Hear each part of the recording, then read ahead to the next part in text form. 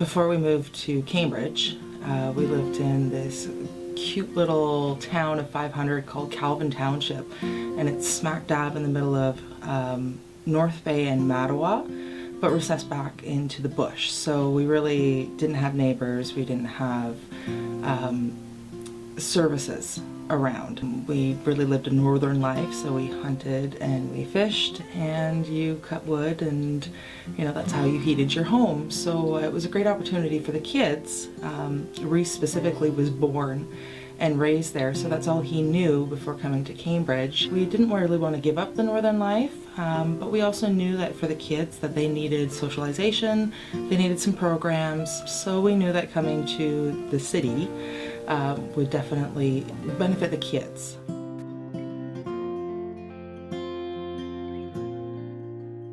But then when it came time to separating from Mommy, he just couldn't handle it. So we found a lot of struggles when it came time to, being able to just go out for an evening or to go out for coffee with friends, because he couldn't stay anywhere. So we struggled with trying to find people who would help us work with that.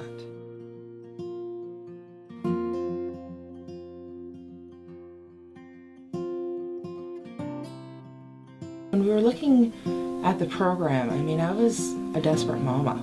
I don't know if I was actually looking for anything else but the socialization. Something to show him that there's a life outside of Mom, and that you can have fun with friends, and you can have fun with teachers, and you can have fun in a program.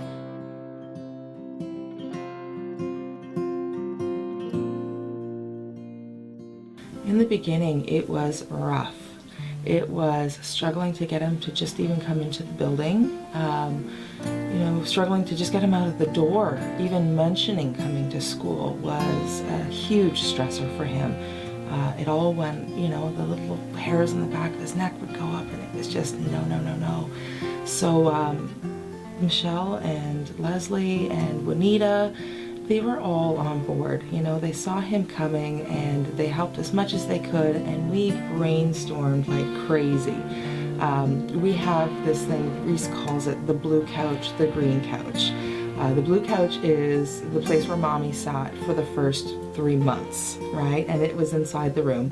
And so a lot of times Rhys would, sit with me on the blue couch and just kind of look at the program from afar, but slowly. It was like little steps, so little that you almost didn't even recognize that they were happening.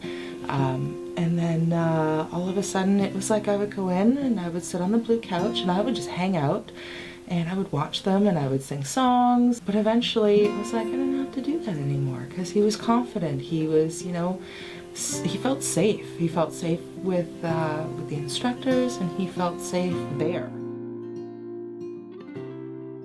I remember this moment. I'm quite emotional sometimes, and I was sitting in the circle, and I'm sitting there realizing all the little things that Rhys didn't really know how to do coming into the program. So things like how sing songs, or how to put up his hand and voice his own opinion. So when it came to which animal we were going to have for Old MacDonald, he always just sat there and he was so quiet.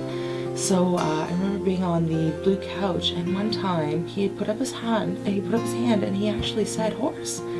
And that was like a pretty proud moment, because we had come from he didn't want to be in the circle, I had to be in the circle with him, to he's doing it on his own and he's actually participating. So that was a pretty good moment. It benefited me to be able to watch him grow, to know that his anxieties were my anxieties. So when his anxieties are alleviated, my anxieties are alleviated.